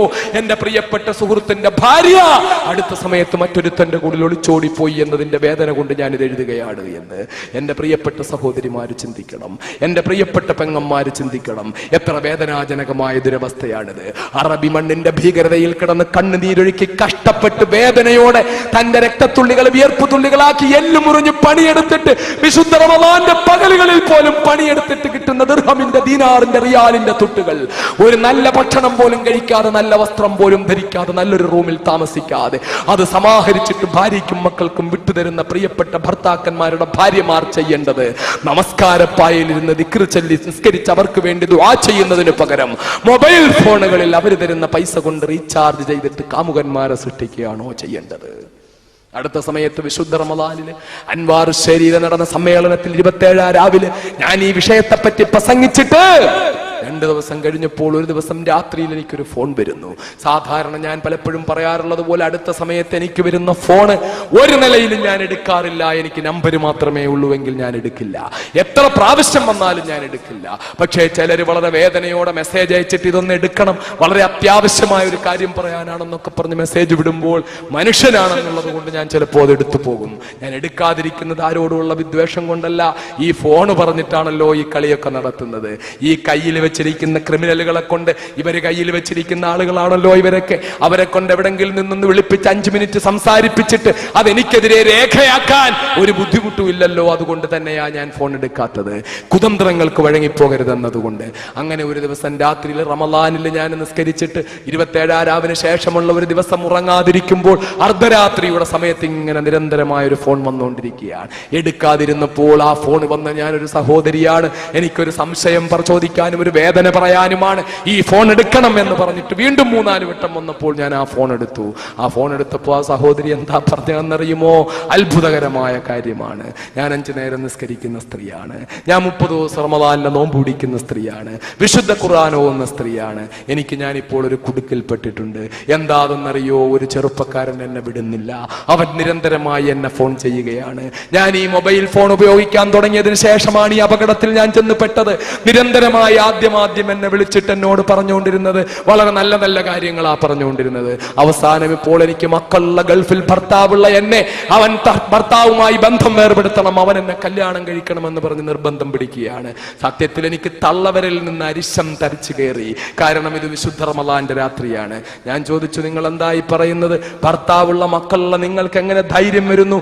നിങ്ങൾ അവൻ പറയുന്നൊക്കെ നല്ല കാര്യങ്ങളാ. ഞാൻ ചോദിക്കുന്നു, എന്താ നല്ല കാര്യം? ആയത്ത് കുർസി ഓതണമെന്നാ അവൻ പറയുന്നേ, ഖുർആൻ നന്നായിട്ട് ഓതണമെന്നാ പറയുന്നേ, ദിക്ർ ചൊല്ലണമെന്നാ പറയുന്നേ. ഇതിന്റെ ഒക്കെ കൂട്ടത്തെ അവൻ പറയുന്നു ഭർത്താവിനെ ഉപേക്ഷിച്ചിട്ട് എന്നെ കല്യാണം കഴിക്കണമെന്ന് പറയുന്നു. എങ്ങനെയുണ്ട് അവന്റെ നല്ല കാര്യം? എങ്ങനെയുണ്ട് നല്ല കാര്യം? പറയാവുന്ന മിതമായ ഭാഷയിൽ സാധാരണ നിലയിൽ എനിക്ക് പരിചയമുള്ളതോ അടുപ്പമുള്ളതോ ഒരാൾ നേരിട്ടാണ് ഇത് പറഞ്ഞതെന്ന് വരിയിൽ ചെരുപ്പൂരി ഞാൻ കരണക്കുറ്റിക്ക് അടിക്കും. പക്ഷേ പറ്റില്ലല്ലോ. പറയാവുന്ന ഏറ്റവും സഭ്യമായ ഭാഷയിൽ ശക്തമായി ഞാൻ താക്കീത് ചെയ്തു, ഇനി മേലെന്നെ വിളിക്കരുത്. അഥവാ ഇനി എന്നെ വിളിക്കുന്നുവെങ്കിൽ ഞാൻ ആ ബന്ധം വേർപെടുത്തി, എനിക്ക് അയാളുമായിട്ടുള്ള ബന്ധം ഞാൻ വിച്ഛേദിച്ചു എന്ന് പറയാനല്ലാതെ എന്നെ ഇനി വിളിക്കരുതെന്ന് പറഞ്ഞുകൊണ്ട് ഞാൻ ആ ഫോൺ കട്ട് ചെയ്തു. കുറെ ഉപദേശങ്ങളും കൊടുത്തു. പക്ഷെ ഇത് ഒരു സഹോദരിയുടെ മാത്രം കാര്യമല്ല. പല രീതിയിലാണ് പലരും സമീപിക്കുന്നത്. ചിലർ കിന്നാരം പറഞ്ഞുകൊണ്ടാ സമീപിക്കുന്നത്, ചിലർ പാട്ടുപാടിയാ സമീപിക്കുന്നത്, ചിലർ കഥ പറഞ്ഞാ സമീപിക്കുന്നത്, ചിലരോ ആയത്ത് കുർസി ഓതണമെന്ന് പറഞ്ഞിട്ടാ സമീപിക്കുന്നത്. എന്താ? മഹാനായ അലി റളിയല്ലാഹു തആല അൻഹുവിന്റെ ഒരു ചരിത്രമുണ്ട്. നബി സല്ലല്ലാഹു അലൈഹി വസല്ലം തങ്ങൾ സക്കാത്തിന്റെ മുതൽ സൂക്ഷിക്കാൻ വേണ്ടിയിട്ട് അലിയാർ തങ്ങളെ ചുമതലപ്പെടുത്തി. അലിയാർ തങ്ങളോട് പറഞ്ഞു, പലരും പല വേഷത്തിലും വരും, ശൈത്താൻ പല രൂപത്തിലും വരും, നീ അതിലൊന്നും പെട്ടുപോകരുത്. ശൈത്താൻ ശ്രദ്ധ തിരിക്കാൻ വേണ്ടി വിവിധ രൂപത്തിൽ വന്നിരിക്കും, നീ അതിലൊന്നും പെട്ടുപോകരുതെന്ന് പറഞ്ഞു. എന്നെ എങ്ങനെ ശൈത്താൻ കീഴടക്കൊന്നുമില്ല നബിയെ, ഞാൻ നോക്കിക്കോളാന്ന് പറഞ്ഞു. അലിയാർ തങ്ങൾ പോയി.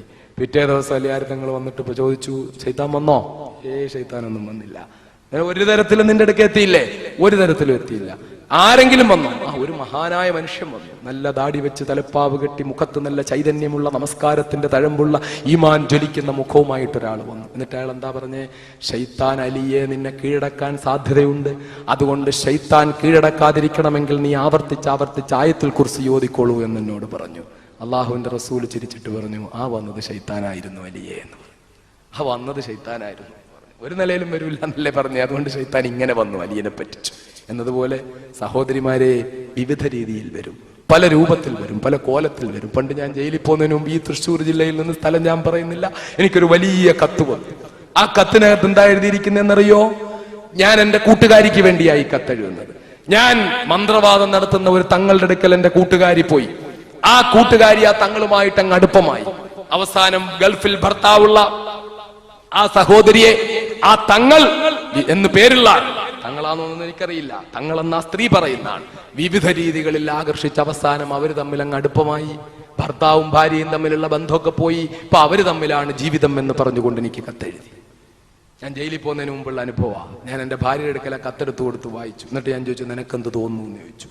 എനിക്കൊന്നും തോന്നുന്നില്ല എന്ന് പറഞ്ഞു. ഇത്രയൊക്കെ ഉള്ളൂ എന്റെ ഭാര്യ, അങ്ങനെ പെട്ടെന്നൊന്നും തോന്നുന്നു. നിങ്ങളൊക്കെ വിചാരിക്കുന്നത് എന്താ, ഉസാമ ബിൻ ലാദന്റെ ഒക്കെ ആ റേഞ്ചിലുള്ള ആളാന്ന് ഞങ്ങൾ കരുതുന്നത് അല്ലേ?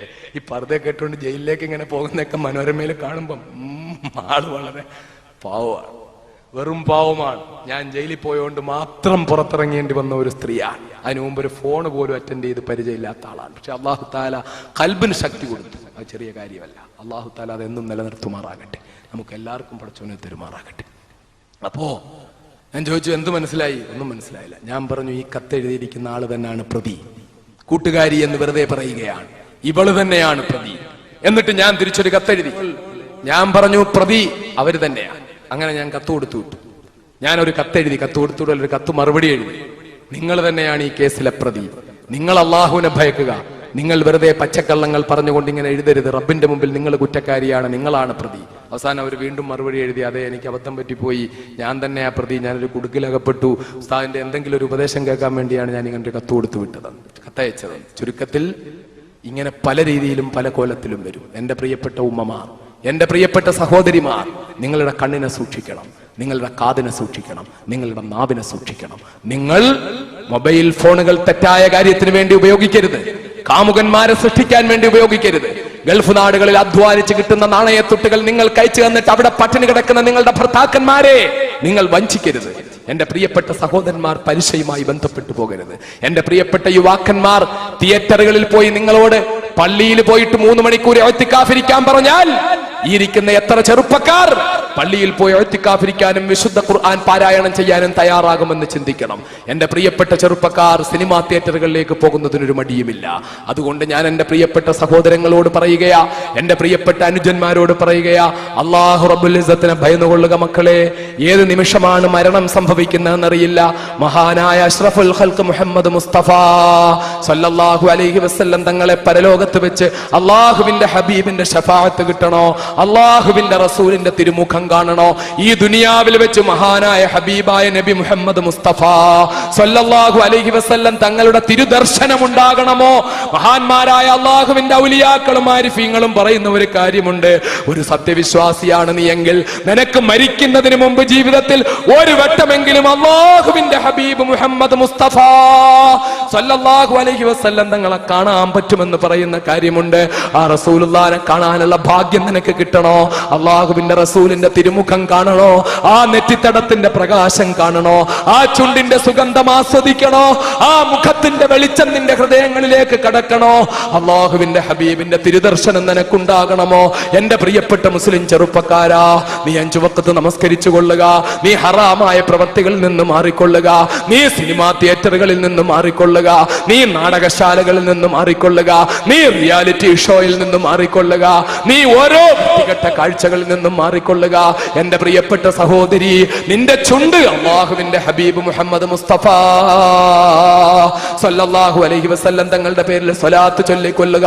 നീ പലിശയിൽ നിന്ന് മാറിക്കൊള്ളുക, സ്വർണം പണയം വെക്കുന്നതിൽ നിന്ന് മാറിക്കൊള്ളുക, ഭർത്താവുമായിട്ട് നീ സന്തോഷത്തോടുകൂടി ജീവിക്കുക, ഭർത്താവിന്റെ പൊരുത്തം കിട്ടുന്ന ഭാര്യയാവുക.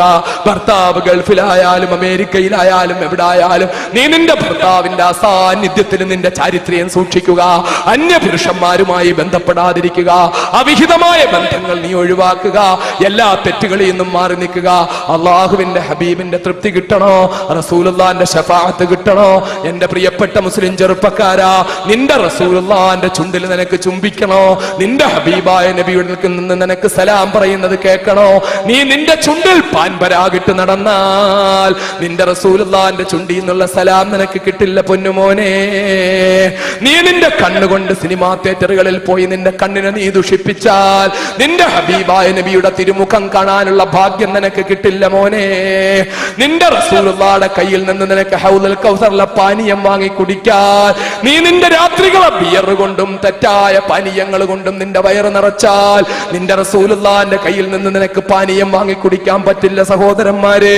സാധാരണ ആളുകൾ വെക്കാറുള്ളത് പള്ളികൾ കെട്ടാൻ കാശ് പിരിക്കാനാ, മദ്രസകൾ കെട്ടാൻ കാശ് പിരിക്കാനാ, അറബി കോളേജുകൾ കെട്ടാൻ കാശ് പിരിക്കാനാ, അതുപോലെ തീൻകുട്ടികളെ കെട്ടിക്കാൻ കാശ് പിരിക്കാനാ, ഇതുപോലെയുള്ള വിവിധ കാര്യങ്ങൾക്ക് വേണ്ടി കാശ് പിരിക്കാനാ.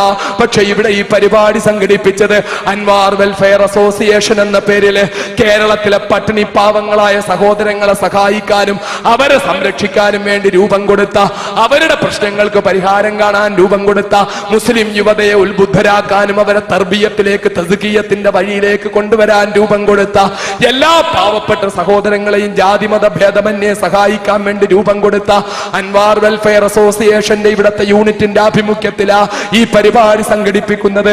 ഇതിനുവേണ്ടി മൊത്തം ബുദ്ധിമുട്ടുകൾ സഹിച്ച വാഹിദ് എന്ന സഹോദരൻ എന്നെ ഇവിടെ കൊണ്ടുവന്നതിന്റെ പേരിൽ തന്നെ ആക്ഷേപങ്ങൾ പോലും പലപ്പോഴും കേൾക്കേണ്ടി വന്ന, പലരുടെയും പരിഹാസം കേൾക്കേണ്ടി വന്ന, എന്നിട്ടും ഈ പരിപാടി നടത്തണമെന്ന നിർബന്ധത്തിന് വഴങ്ങി എന്നെ ആവർത്തിച്ച് ഉസ്താദ് പറഞ്ഞ ദിവസം തന്നെ വന്നാൽ എനിക്ക് വളരെ സന്തോഷമാകുമെന്ന് പറഞ്ഞു വിളിച്ച ആ സഹോദരന് അള്ളാഹു അദ്ദേഹത്തിന് അർഹമായ പ്രതിഫലം കൊടുക്കുമാറാകട്ടെ. ആ സഹോദരന്റെ ജീവിതത്തിൽ അള്ളാഹു ബർക്കത്ത് ചെയ്യുമാറാകട്ടെ. എന്നോട് ഇങ്ങോട്ട് ഇറങ്ങാൻ നേരത്ത് പറഞ്ഞതൊരൊറ്റ കാര്യമാ, ഞാനിത് സംഘടിപ്പിക്കുന്നത് കൊണ്ട് എനിക്ക് യാതൊരു ഉദ്ദേശവും ദുനിയവിയായിട്ടില്ല, എനിക്ക് യാതൊരു പ്രശസ്തിക്കും പേരിനും വേണ്ടിയല്ല.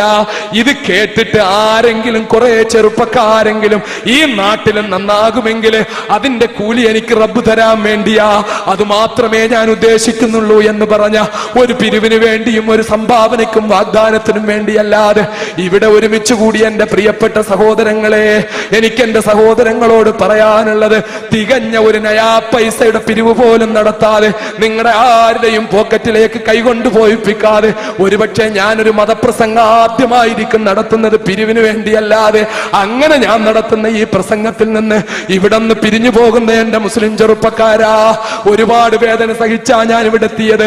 എന്റെ ജീവിതത്തിലെ ഏറ്റവും വലിയ ശാരീരിക വിഷമം അനുഭവിച്ചുകൊണ്ടാ ഞാൻ ഇവിടെ എത്തിയത്.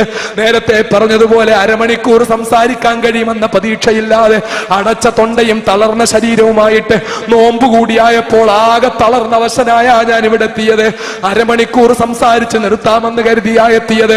ഇത്രയും നേരം എന്റെ റബ്ബ് എന്നെയും നിങ്ങളെയും ഇവിടെ നിർത്തിയതിന് പകരമായിട്ട് എനിക്ക് കിട്ടേണ്ടതും നാളെ പരലോകത്തെ പ്രതിഫലമാ, എന്റെ സഹോദരങ്ങൾക്ക് കിട്ടേണ്ടതും അതാ.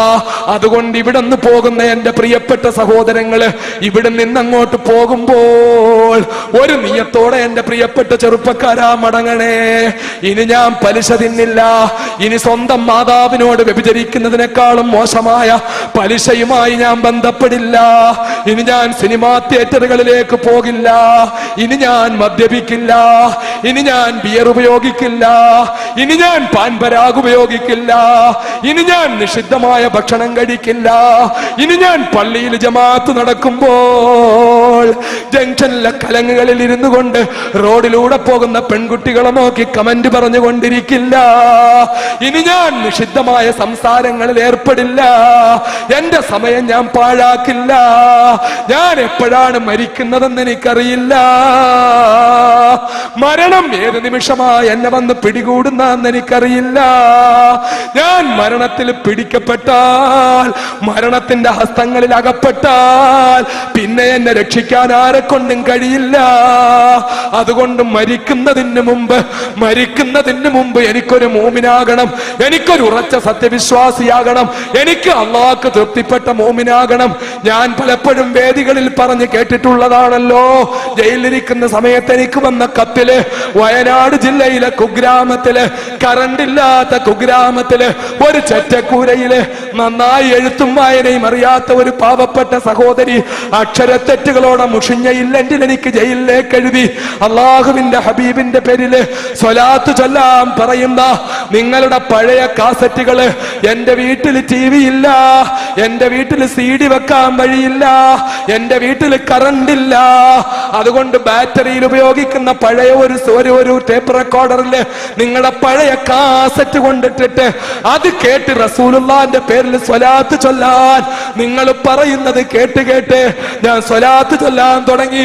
100 സ്വലാത്ത് ചൊല്ലി, 300 സ്വലാത്ത് ചൊല്ലി, 500 സ്വലാത്ത് ചൊല്ലി, 1000 സ്വലാത്ത് ചൊല്ലി. ജയിലിലേക്ക് എനിക്ക് വന്ന കത്തുകളുടെ കൂട്ടത്തില് മന്ത്രിമാരയച്ച കത്തുണ്ട്, മുഖ്യമന്ത്രിമാരയച്ച കത്തുണ്ട്, അതുപോലെ കേന്ദ്രമന്ത്രിമാരയച്ച കത്തുണ്ട്, മനുഷ്യാവകാശ കമ്മീഷൻ ചെയർമാൻ അയച്ച കത്തുണ്ട്. ആ കത്തുകളെല്ലാം വെച്ചിരിക്കുന്നതിനേക്കാളും ഭദ്രമായി ഞാൻ എന്റെ ഡയറിയില്, ഞാൻ എന്റെ ഫയലിൽ സൂക്ഷിച്ചിരിക്കുന്ന കത്താമക്കളെ, വയനാട് ജില്ലയിലെ കുഗ്രാമത്തില് എഴുതാൻ നന്നായിട്ടറിയാത്ത ഒരു പാവപ്പെട്ട സഹോദരി മുഷിഞ്ഞവരില്ലെങ്കില് അക്ഷരത്തെറ്റോടുകൂടി എഴുതിയ ആ കത്ത് ഞാൻ ഇന്നും എന്റെ ഫയലിൽ സൂക്ഷിച്ചെന്റെ ഭാര്യയെ ഏൽപ്പിച്ചിട്ടുള്ളതാ. ആ സഹോദരി എഴുതുന്നു, ഞാൻ ദിവസവും 300 സ്വലാത്ത് ചൊല്ലി, 500 സ്വലാത്ത് ചൊല്ലി, 1000 സ്വലാത്ത് ചൊല്ലി, അവസാനം വെള്ളിയാഴ്ച രാവുകളില് 10,000 സ്വലാത്ത് വരെ ഞാൻ ചൊല്ലി. എന്റെ റസൂലുള്ളാഹിനെ വെള്ളിയാഴ്ച രാവിലെ ഞാൻ ചൊല്ലുന്ന സ്വലാത്ത് അവിടുന്ന് നേരിട്ട് കേൾക്കുമെന്ന നിങ്ങളുടെ പ്രസംഗത്തിൽ ഞാൻ വല്ലാതെ കൊതിപ്പൂണ്ടിട്ട് ചൊല്ലി എന്റെ റസൂലുള്ളാഹിനെ കാണാൻ വേണ്ടി ദുആ ചെയ്യാൻ തുടങ്ങി.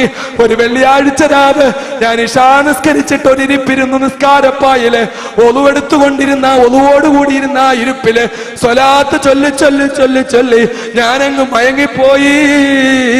ആ മയക്കത്തിൽ ഞാൻ എന്റെ ജീവിതത്തിലെ ഏറ്റവും വലിയ സുഗന്ധം ആസ്വദിച്ചു. ഞാൻ എന്റെ ഹബീബായ നബി മുഹമ്മദ് മുസ്തഫ സല്ലല്ലാഹു അലൈഹി വസല്ലം തങ്ങളെ സ്വപ്നത്തിൽ കണ്ടു എന്ന് വയനാട് ജില്ലയിലെ കറണ്ടില്ലാത്ത കുഗ്രാമത്തിലെ ചെറ്റക്കൂരയില് മുഷിഞ്ഞ ഡ്രസ് ഇട്ടുകൊണ്ട് ഒരു ചെറ്റക്കൂരയില് വെറും തറയിലിരുന്ന് റസൂലുള്ളാഹിയുടെ പേരിൽ സ്വലാത്ത് ചൊല്ലിയ നമസ്കാരവും മതബോധവുമുള്ള സ്ത്രീക്ക് അള്ളാന്റെ റസൂലിനെ കാണാൻ പറ്റിയെങ്കില് മാളയില് കറണ്ടുള്ള വീട്ടില് ഫാനിന്റെ ചുവട്ടില് പളപളാത്തിളങ്ങുന്ന ബെഡ്ഷീറ്റിട്ട് തട്ടിയാൽ പതുങ്ങുന്ന ബെഡിൽ ഉറങ്ങുന്ന എന്റെ പ്രിയപ്പെട്ട പെങ്ങളെ, നിനക്കും ഒരല്പസമയം അള്ളാന്റെ റസൂലിന്റെ പേരിൽ സ്വലാത്ത് ചൊല്ലിക്കൂടെ? നിനക്കും നമസ്കാരം നിലനിർത്തിക്കൂടെ? നിനക്ക് റസൂലുള്ളാഹിനെ സ്നേഹിച്ചുകൂടെ? അള്ളാന്റെ റസൂലിനെ സ്വപ്നത്തിൽ കാണാൻ എന്റെ പ്രിയപ്പെട്ട പെങ്ങളെ, എന്റെ പ്രിയപ്പെട്ട മുസ്ലിം ചെറുപ്പക്കാരാ, നിനക്കും പരിശ്രമിച്ചുകൂടെ?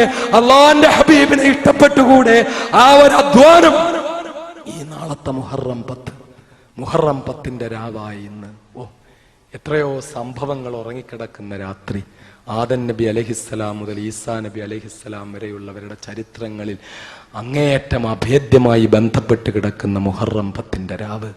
നാളെ എൻ്റെ പ്രിയപ്പെട്ട മക്കൾ, എൻ്റെ സഹോദരിമാർ, എൻ്റെ ഉമ്മമാർ, വിശുദ്ധ റമളാന് ശേഷം അല്ലാഹു തആല ഏറ്റവും പ്രതിഫലം നൽകുന്ന നോമ്പാണ് മുഹറം 9, 10 നോമ്പെന്ന് മുഹമ്മദ് മുസ്തഫ സല്ലല്ലാഹു അലൈഹി വസല്ലം പറഞ്ഞ, അതുപോലെ ഒരു വർഷത്തെ നോമ്പിന് തുല്യമാണെന്ന് പറഞ്ഞ ആ 9, 10 ഇന്ന് 9 നോമ്പ് പിടിക്കാൻ കഴിഞ്ഞിട്ടില്ലെങ്കിലും നാളെ മുഹറം 10 ഒരു നല്ല ദിവസം. ഇന്ന് രാത്രി പോയി അല്പം അത്താഴം കഴിച്ച് കിടന്നിട്ട് നാളെ മുഹറം 10 നോമ്പ് പിടിച്ചിട്ട് നാളെ മുതൽ ഈ നിഷിദ്ധമായ വർത്തമാനം, നിഷിദ്ധമായ മൊബൈൽ കോണ്ടാക്റ്റുകൾ, നിഷിദ്ധമായ സംസാരങ്ങൾ, നിഷിദ്ധമായ പലിശ, നിഷിദ്ധമായ സംസാരം, നിഷിദ്ധമായ ഭക്ഷണം, നിഷിദ്ധമായ ബന്ധങ്ങൾ, ഇതെല്ലാം ഉപേക്ഷിച്ചിട്ട് അനുഗ്രഹീതമായ പുണ്യമായ നാളത്തെ മുഹറം 10 ഇന്നത്തെ ഈ രാവിൽ, നാളത്തെ പ്രഭാതം മുതൽ ഒരു പുതിയ മനുഷ്യനാകാൻ, തെറ്റുകളിൽ നിന്ന് ഒഴിഞ്ഞു നിൽക്കാൻ, കുറ്റങ്ങളിൽ നിന്ന് ഒഴിഞ്ഞു നിൽക്കാൻ, 5 നേരത്തെ നിസ്കാരം നിലനിർത്താൻ, പലിശയിൽ നിന്ന് ഒഴിഞ്ഞു നിൽക്കാൻ, ഇതിനൊക്കെ എൻ്റെ സഹോദരങ്ങൾ ഇവിടെ നിന്ന് തീരുമാനമെടുക്കുമെങ്കിൽ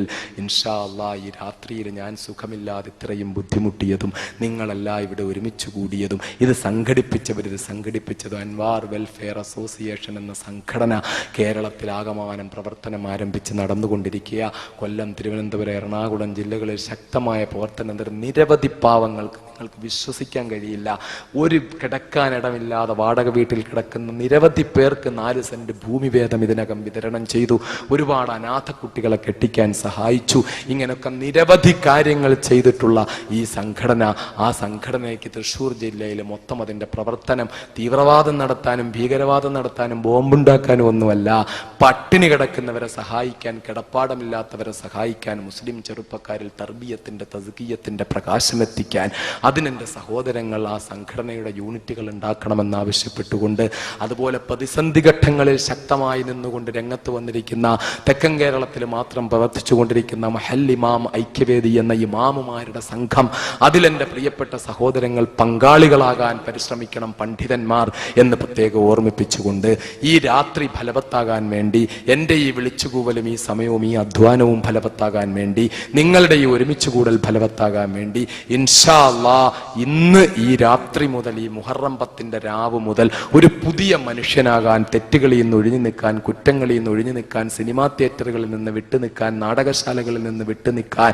ഒക്കെ ഒരു തീരുമാനമെടുത്തുകൊണ്ട് ഇവിടുന്ന് പോകണമെന്ന് അഭ്യർത്ഥിച്ചുകൊണ്ട്, എനിക്ക് വേണ്ടി എപ്പോഴും ദുആ ചെയ്യണം. നിങ്ങൾക്കറിയാം, പ്രതിസന്ധികൾ വിടുന്നില്ല എന്നെ. പക്ഷേ ഞാൻ ഇൻഷാ അല്ലാഹ് വിടുന്നില്ലെന്ന് കരുതി ഞാൻ ആത്മഹത്യ ചെയ്യൂല മക്കളെ, ഞാൻ ആത്മഹത്യ ചെയ്യൂല, ഞാൻ ഒളിച്ചോടി പോവില്ല, ഞാൻ ഇവിടെ ജീവിക്കും, ഈ മണ്ണിൽ ജീവിക്കും. ഈ പ്രതിസന്ധികളെ മൊത്തം അതിജീവിച്ചുകൊണ്ട് അല്ലാഹു റബ്ബുൽ ഇസ്സത്തിന്റെ ഏകത്വത്തെ അംഗീകരിച്ചുകൊണ്ട് ഇൻഷാ അല്ലാഹ് ഉറച്ച ഈമാനോടെ ഈ മണ്ണിൽ ഞാൻ ജീവിക്കും. അതിനുള്ള ശക്തി എനിക്ക് കിട്ടാൻ നിങ്ങൾ ദുആ ചെയ്യണം. അല്ലാഹു എനിക്കും നിങ്ങൾക്കും എൻ്റെ കുടുംബത്തിനും നിങ്ങളുടെ കുടുംബത്തിനും ആ ശക്തി നൽകാൻ അനുഗ്രഹിക്കുമാറാകട്ടെ. അതിനുവേണ്ടി നിങ്ങൾ എപ്പോഴും പ്രാർത്ഥിക്കണമെന്ന് അഭ്യർത്ഥിച്ചുകൊണ്ട്, ദുആ ചെയ്യണമെന്ന് അഭ്യർത്ഥിച്ചുകൊണ്ട്, എല്ലാവരുടെ പ്രാർത്ഥനകളിലും എപ്പോഴും എന്നെ ഓർക്കണമെന്ന് അഭ്യർത്ഥിച്ചുകൊണ്ട്, റബ്ബനാ ളലംനാ അൻഫുസനാ വഇല്ലം തഗ്ഫിർ ലനാ വതർഹംനാ ലനകൂനന്ന മിനൽ ഖാസിരീൻ.